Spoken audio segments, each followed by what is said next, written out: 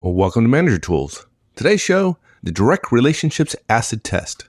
And a quick note before we go on, we just recently announced the October 7th, 2009 Effective Manager Conference in Houston, Texas.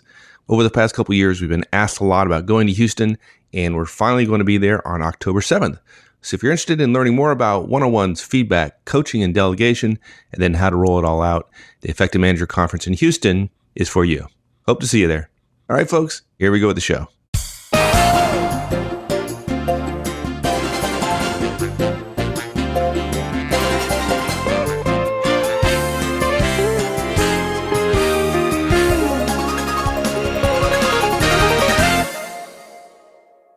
Well, we're doing something a little bit different today, and if the audio quality suffers, I hope people will put up with it. But we are in business travel right now, and we have to forego our normal high-quality microphones and talking to these lapel mics. So it does amaze me to this day that people still are surprised, particularly when we're talking to clients and they ask about, how did it start and how did the podcast start? And I say, well, you know how we do the podcast, right? And they say, oh, you're both in Virginia and you have a recording studio. And I say, no, I'm in Texas and Mike's in Virginia. And they're stunned. Yeah, they were not in the same room. The whole double-ender thing is. So we are actually in the same room. So if there's a scuffle, if the scuffle breaks out, it's not my fault. There you go. Yeah.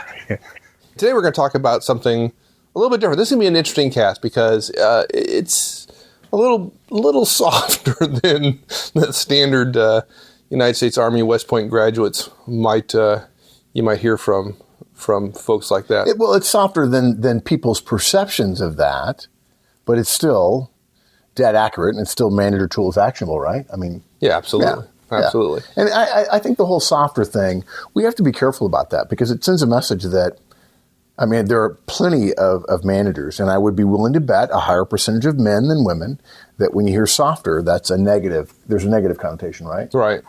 And we don't care, soft or hard. We literally don't care, soft or hard. We care about effective. Right? Exactly. And this is one of those effective ones. Right. Yeah, no question, people would say soft, but man, is this one effective. Right. And you've said before, you'd stand in a corner on your head in a tutu. In a tutu, as long as we got people to engage in effective behaviors, right? If it works, it works. I think there'd be a lot of behaviors around that, but I don't know how effective. Right, exactly. So we've asked this question of folks at every single conference we've done, at every single client we've gone to, where we covered one-on-ones.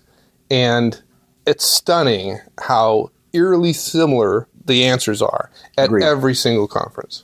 And all the answers prove beyond a shadow of a doubt that the average professional manager really does not know what she needs to know to be effective. And you're absolutely right. It's frustrating because they don't even know what they need to know, right? They don't even know what they don't know. The question is actually a series of questions which we're going to reproduce in this cast. This cast walks everybody through those questions. And we admit it, you've probably heard these questions before, but we've been getting a lot of feedback from longtime listeners that there are all kinds of things we touch on, but we never delve into. And people want the background, they want the detail, they want those actionable items that we share when we're in one-on-one conversation with them, when people write us emails and say, help me with my problem, or when we're at a conference and people come up during breaks and keep me from going to the bathroom. So we routinely mention all this stuff, but sometimes the things that go without saying bear repeating nevertheless. So we've got 4 points in this cast. The first one is, what is more important to you? The first question is, what is more important to you, your family or your work? The second question is, and you may be surprised we ask it, but nonetheless it's valid, what is more important to your directs, their family or their work? Number 3, with that in mind, the acid test of all relationships with all managers' directs is, can you name each of the children of each of your direct reports? Oh, hold on. I just heard a collective sharp intake of breath across all people our listeners. The next 30 seconds they're not going to hear, right? So we might as well fill it with interesting banter back and forth. Not that we could be interesting, but we can banter. And then number 4, we have specific recommendations for how you can find out now. That's it. Okay. Well, the first question, what is more important to you, your family, or your work? That's a pretty simple question. I mean, what is it? Right. Would you rather spend more time at work, or would you rather spend more time with your family? And we really have no guidance for you here. We're just asking the question. Right. Occasionally folks say they prefer work. All right, Yeah. That's okay.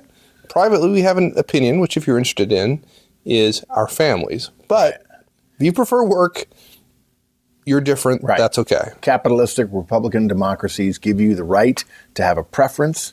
Be thankful for your freedom. And look, we prefer family, but maybe you're in a different place, right? Right. So, but if you prefer family, that's fine too. right. We have had a few folks over the years that have raised their hands for work over family. And I think it's fair to say the vast majority of them were young. And we've read that to mean that they didn't have any spouse or kids. But it may not be that. I mean, it may be something else. And that's good. Diversity is good, biologically speaking, and organizationally speaking, since all organizations are, by definition, biological. Right. And so when you ask this question, though, the answer we've gotten isn't really going to surprise a lot of people here. Right. I mean, even if you answered work, you're not going to be shocked to hear that 99% of our audiences say family outranks work. As the saying goes, nobody's tombstone ever said, I wish I'd spend more time at work. Yeah. Over and over again, to an extent really not matched by any question we've ever asked to any group. 99% of the audience says their family is more important than their work. And frankly, I mean, when you think about it, it's really 100%, right? Yeah, usually. I mean, at most conferences, it's 100%. With an outlier, somebody saying work over family, maybe every 3 to 4 conferences. And when you think about it in a year, for us, just taking the sample of conferences, not taking private client work, we're talking 697 people saying family and 3 people saying work.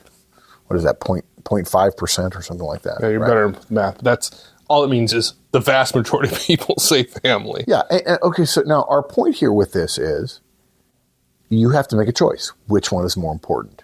We're asking you, if you're listening, to make a choice, family or work. Get that thought in your head, okay? And we want to take you through our logic, so you need to answer that question first, okay? Good. Okay, so now that you have that in your mind, Right. then the second question we ask people is, what is more important to your directs, their family or their work? And this is where it gets a little interesting. Right, yeah. When we ask people this question, I think it probably drops to around 90%. Now, that's a guess on my part, but look, so I'm presenting. Usually I'm the one asking the question. What would you say, 90%? I mean, Yeah, about 90%. And maybe higher, right? And frankly, it depends a little bit about how you ask the question. Right. But about 90%. If we get an answer of 50%, we say, okay, let's go back. We asked the question wrong. Yeah, Right. It exactly. happens. Right. Now, this to me is really interesting because really, how much different are your directs than you? Right. I mean, this suggests that somehow our directs are different. They were born on a different planet, Right. different solar system. But how can it be that family is most important to us? Mary, we came from where they are, right? We once Right. were them. Right. We were once working for a boss at our level. Right. And we haven't changed magically. Ever since we became a manager, we didn't all of a sudden Right. start preferring our family over work. So we were them, yet somehow some folks when think we that become they're us, right, then suddenly they're so much different than us, right? Yeah. Imagine you worked for a boss who felt his family was more important than his work, but he assumed that your work was more important than your family. I mean, you have to have a fundamental assumption. We see this. Our conjecture here is that those people who say that their family is more important than work, but somehow it's the other way around for their directs, our conjecture is they somehow see themselves as different than their directs in a very basic way. Yeah. Right? And basically what I said earlier is pretty clear. We think that is absolutely wrong. Wrong. Yeah. We think that the average manager is far more like their directs than they are different. We think that the average manager is likely a former direct, like I said. Yeah, I think that's a big one too, right? I mean, imagine that you don't say that your directs feel their family is more important the way you do. You're in the 99th percentile, right? But in fact, you got promoted from that role. Right. When we conjecture that they're wrong because they see it different, I mean, that's a monumental jump. I used to be them. My family is more important. And I would argue that points to a fundamental distinction that people have, that people's worldview, that power corrupts people's worldview enough that managers' relationships with their directs does not to them in any way appear similar to their relationship to their boss. Oh, yeah, we see it when all the in time. fact, organizationally, we see it all the time. Right. I'm good with my people Right, and me, exactly. we're all good. We're down. I'm down with them. But my boss, Right. he's not- But me and my boss, he's a nut job. That guy's a whack job. And you think, what are they thinking? And then you see that level after level after level, and there's a fundamental... Right. We go to the boss that this person just talked about, and the boss says, "Oh, me and my director, we're all tight. good. We're all good." Now, my boss, not so much. He's a right? nut job. Yeah, exactly. So you're right. We think there is a small group of managers, frankly, who see themselves as better than their directs, which by definition, of course, is different than their directs. And we'd argue those managers are never going to be highly effective. And what's worse, they might get promoted. They might produce some results for a short period of time. But when they become an executive, they're going to wonder why they can't be effective as executive. And because nobody in the organization thinks this way about effectiveness, about managerial relationship with directs, it ends up, they wonder why, oh gosh, it's the Peter principle. He got promoted to his level of incompetence. No, not at all. Their fundamental success is built on a false premise, which is that they are different from their directs. And these are people who are climbing the ladder. Oh, I'm different. I'm special. And Right. Folks, I got to tell you something. If you think you're special, then the quote we've used many, many times before is meant for you. When you see problems in your organization, look for the cause of the problem in increasingly larger concentric circles around your own desk. You're not special. In fact, you may be gifted. You may be exceptionally bright. We meet people like that all the time. Eldon Schaefer, good example, right? Dan McGuire, another good example. Really, really exceptional people, and they're always going to outperform. They're gifted with particularly unique insights, intellect, and so on, and interpersonal skills and so on. The vast majority of folks are not, but that doesn't matter. You don't have to be unique or special in a small percentage in the top one percentile of folks to be effective. You don't. You don't even have to be unique or special to be highly effective. You need to apply certain principles that work for almost everybody, because if they didn't work for almost everybody, there wouldn't be a lot of people at the top who are effective. So Okay, so there's this disconnect here. Right. And I think folks probably got it by now. Yeah, so, sorry. So what does this mean? Oh, okay, so what's the purpose of it? Why are we talking about Okay, this? so let's do this. Let's do a quick thought experiment, okay? Suppose I work for, anyone who's listening, Mark works for you. And you know, folks, hopefully you know, but if you don't know, I'm telling you now, my favorite thing in the whole wide world, outside of my family, is attending Jimmy Buffett concerts, okay? I dress in funny shirts. I wear parrots on my head. Yes. I get a limo so I can imbibe margaritas in the parking lot with like-minded souls. My cheeseburger recipe is on the web if I had a cheeseburger recipe, okay? And Just nut job. Okay, just your general nut job. Okay. About Jimmy Buffett. Okay. I'm the guy who can answer the trivia question, what's the first word of Margaritaville, the song, the lyrics? And the answer is nibblin. Okay. And as luck would have it, I work for you, and you in your role as my manager, for some reason, you get offered free tickets to a Buffett concert. Okay. The company bought a few or whatever somehow, and they've trickled down to the director level, which is you. And actually, they're pretty good seats. They're not front row, but they're not on the lawn either. Okay. And as it turns out for you, my manager, you prefer Coldplay or Radiohead or the Rolling Stones, whatever. You pass on the Buffett tickets that are offered to you. And next week, I find out that you had 2 tickets offered to you and you turned them down. Now, a question for you. Is Mark wrong to assume that you knew I was a huge fan and you chose to pass on the tickets in spite of that? Okay, maybe I'm wrong, but that's what I'm going to assume, because whether you knew or not, I make a reasonable assumption that you ought to have known. As often as you've chatted me up, as often as you've made attempts to be cordial, you've asked about how my weekend was, about how Kate or Travis or Drake or whomever, about how our weekend was and my kids and so on. But we're gonna cut people a break here, though, because, of course, you're wrong. Right. We've met a lot of our listeners, and I guarantee you, if they had known that you're a big Jimmy Buffett fan, they would have offered you the tickets. And I would have figured that out. I would have thought about it for a minute, and really, right, I would have been okay with that. Only the problem with that is that's even worse, right? Because I've suddenly realized now you know nothing about me if you don't know that I'm a huge Buffett fan, right? And then I think, okay, maybe you didn't know, but what does that mean about what kind of manager you are? Okay. It's not good. Okay, so are you listening? Are you an uncaring boss or a thoughtless boss? Right. Which one would you choose? Yeah, exactly.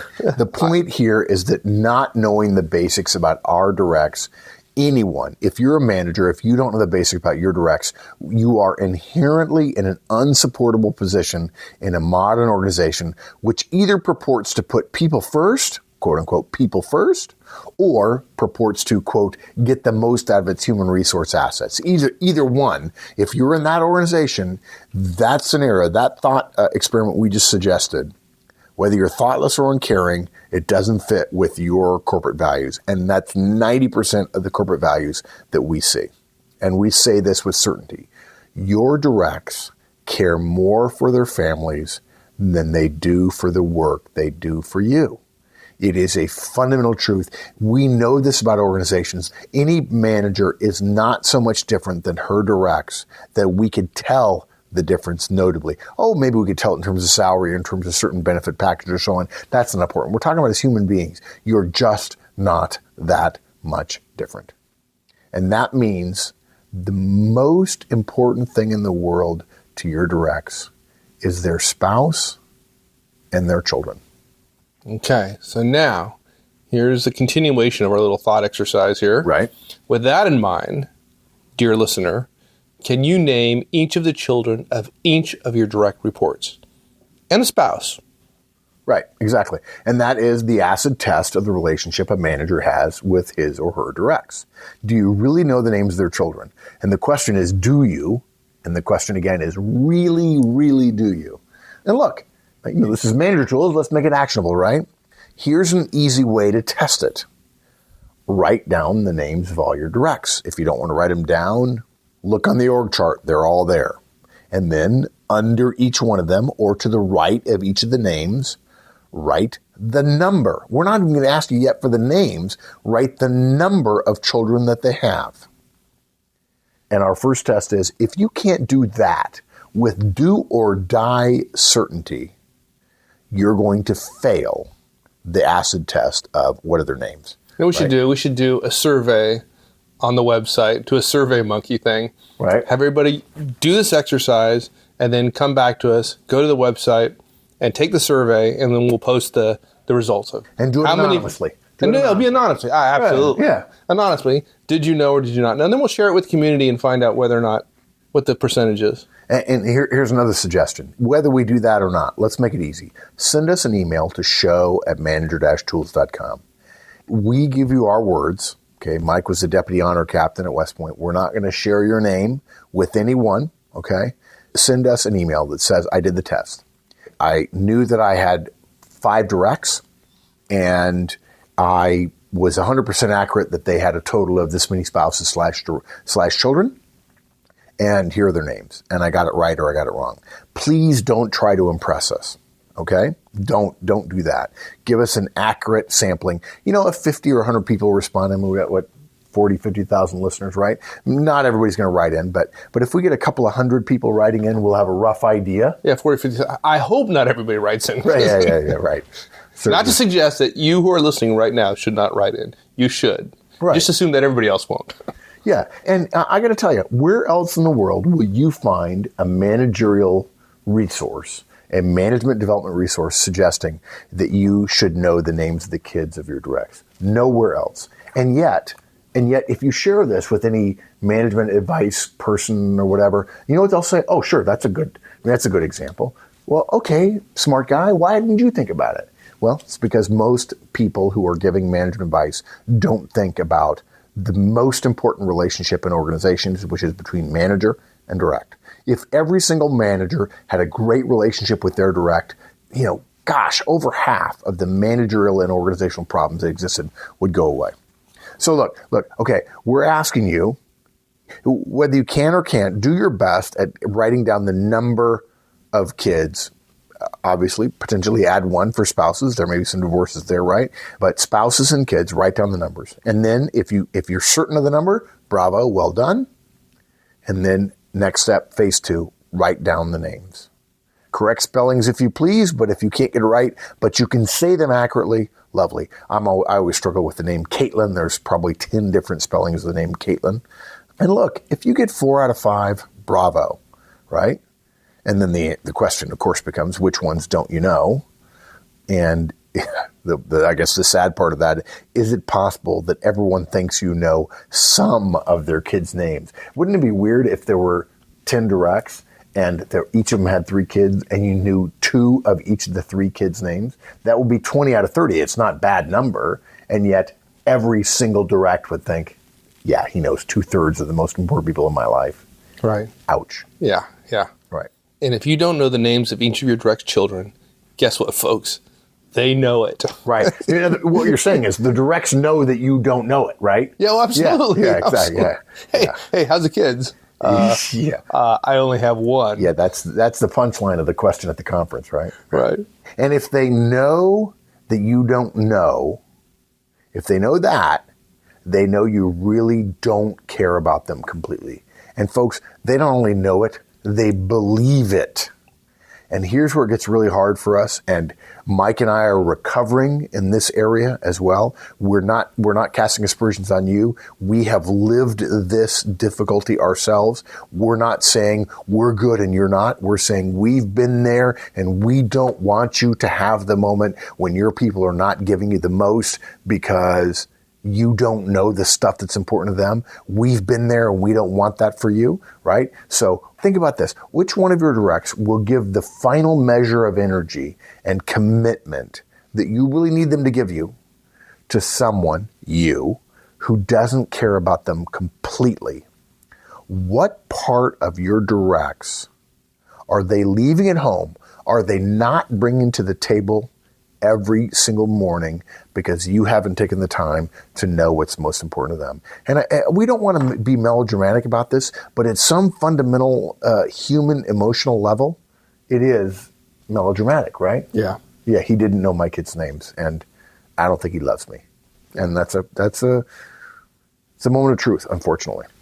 The great thing about this, if you don't know, don't beat yourself up about it.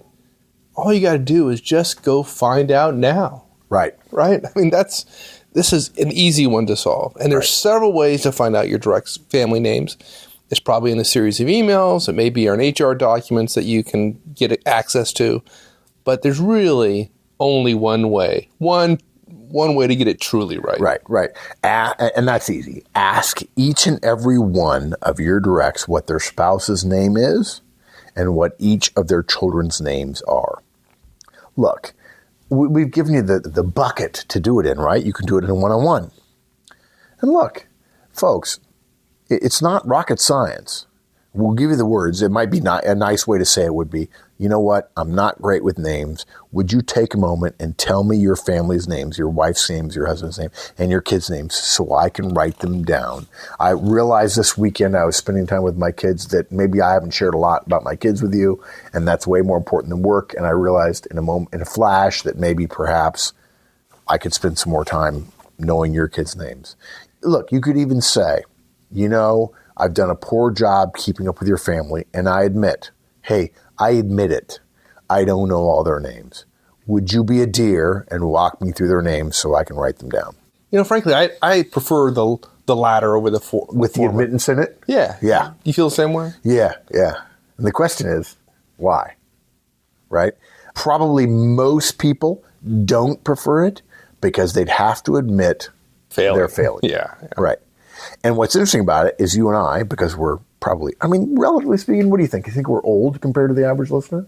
Yeah, probably. Yeah, at this point, 50. This is one thing I hate to admit, actually. But yeah. Yeah. We're 50, okay? So we prefer admitting for the very same reason that other people say, God, I don't like that. And when I was 22, did I know that? No. I did not know that. And folks, if you're 22, listen to Mike and I. At some point, you're going to have this revelation. It's going to happen to you over time that admitting you're wrong is not a bad thing. It's not a weakness. It is, in fact, a strength. Your directs know you don't know their kids' names. If you admit it, it's a sign of strength. It's not weakness to acknowledge publicly a weakness. How many times have you looked at the TV and said, if you just admit that you were wrong, I'd like you for the mistake you made, but you won't admit it. And so you're making it complex and you're implying somebody else was responsible, or you're blaming on your parents to heck with that. Just admit it. I was wrong. I apologize, right? It's not weakness to acknowledge a weakness publicly. Everyone on the planet today knows they have weaknesses. And 99% of us, there's a similar number, a familiar number, spends time covering up rather than admitting honestly all of our failings. We have them. We all have them. We all know everybody else has them too. And the person who admits them says, I'm strong enough on the inside to say it. I failed at this. And the amazing thing is you take that leap and others marvel at your candor as opposed to, oh my gosh, look at him. He stinks because he's weak in that one area. Yeah. I don't know. My experience, doesn't seem to make a lot of sense, but I found everybody has weaknesses. And the man or woman who acknowledges them publicly appears stronger than those that don't. Yep. Every single time. Yeah. Now, look, folks, we know you don't believe us. We know you think it's all about power. We know many of you think it's not about influence. It's not about relationships that will make you successful in the long, long wave of your career. If you want to do it your way, do it your way. Okay? And as I've said to conferences before, to many, many chuckles, if not guffaws, but we're right about this. And the voice that speaks to you at 2 a.m. tells you so. In your defense, frankly, we don't care how you do it, as long as you ask your directs. As long as you take notes when you ask, what is your wife or husband's name? What are your children's names? And then take the time to write them down. And I know this will sound corny, but this is one of those acid tests that's about relationships that, in our opinion, right, it defies corniness. Don't write them down on paper, write them on your heart. Because when you're worried in that very same place in your heart about whether something they are working on, about whether or not that thing they're working on will turn out the way you want it to, it's going to be up to them and not to you. And they better believe you care about them at 3 a.m. in the morning when their dark night of the soul reaches them. The question is for them whether it's family or boss, or if you truly care about them and you know what's important to them, they don't have to choose family or boss. They can choose both. And when they choose that, you win, and their family wins as well. Well said. A useful set of questions to ask yourself. What is more important to you, your family or your work? What is more important to your directs, their family or their work? And with that in mind, can you name each of the children of each of your direct reports? Go through it, ask yourself honestly. And if you can't, real simple. Just find out now by asking them, what's the name of your kids? What's the name of your spouse? Yeah. Admit it, own up to it, be candid about your failings. We have them too. We've shared our failings with you. Some of them we haven't shared, but we've made light of publicly. Get over yourself. You knowing that is the acid test of your relationship with your directs, because relationship power is really what takes you from manager to executive, and really good relationships are what make for highly effective executives as well. Excellent. Thanks, partner. Thanks, my friend. Thanks, everyone. Hope you enjoyed it, although that was a little bit different than our normal cast. I hope you got some value out of it nonetheless. All right, folks, we'll see you all again next week. So long.